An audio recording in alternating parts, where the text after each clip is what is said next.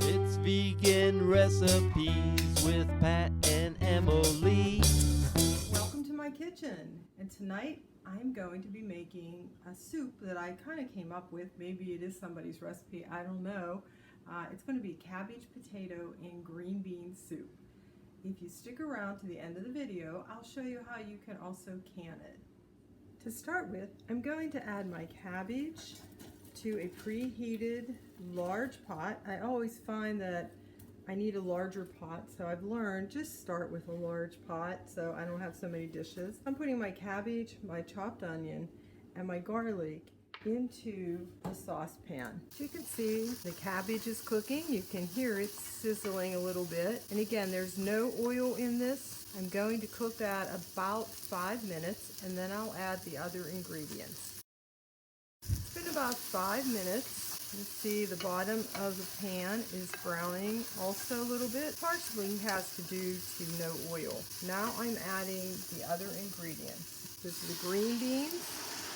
And I have kept all the liquid with them, just stir it around a little bit, and you'll see the brown from the bottom of the saucepan becomes part of the flavoring. Next, I'm adding the Better Than Bouillon Vegetable stock. Stir that around, and I'm adding 2 cups of water. I'll get that stirred in as well. And now it's time for the potatoes.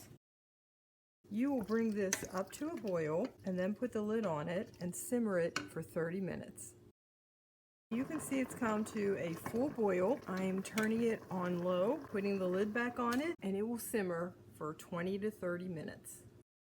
The soup is finished. I'm going to put it in a bowl and show you how it looks. This is what the finished soup looks like. It's nice and brothy. The potatoes are soft. It's just a savory type soup that you would enjoy. On this portion of the video, I'm going to show you how to can the soups that we've made. I like to can them because it's so convenient to just pick up a little jar of soup and take it off to work. Let's get started. First of all, you're going to have clean, hot canning jars. So what I do is I put them in my canner and just put a little water in there and get those hot. The next thing is that what you are canning, and in this case we're canning soup, it has to be boiling hot. I'm going to start showing you that process. There's the jars in my canner, and I have the lids on top because I want this plastic part to get soft as well so that I get a really good seal.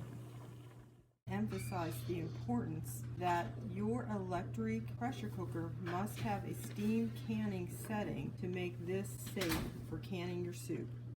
Everything is bubbly hot. I use one of these funnels. I'm going to fill my last jar. And in the case of this soup, you want to make sure that you leave almost a full 1 inch headspace. Some of our ingredients will expand a little bit, like the barley and the macaroni, for example. Now, once your jars are full, you're going to go around the edges and make sure that this is clean around the top so we get a really good seal. Kind of hot to hold. I just want to show you closely. Make sure that the top of that jar is clean. Next, the lids are also hot, so I pick them up with this tool. I'm going to put them on top of each jar. Next, you're going to take the rings, these are called rings, and put it around, just give it a little bit of a twist, and you'll put it in your canner. Once all the jars have the rings on, I'll put them in the canner, and I will use 70 pounds pressure, and I will be doing that for 50 minutes.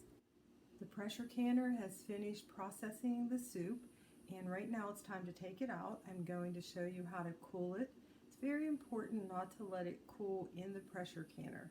The sudden change of temperature helps the lids seal, and that's what we want to do. And if you start getting into canning, you're going to love that popping sound as well.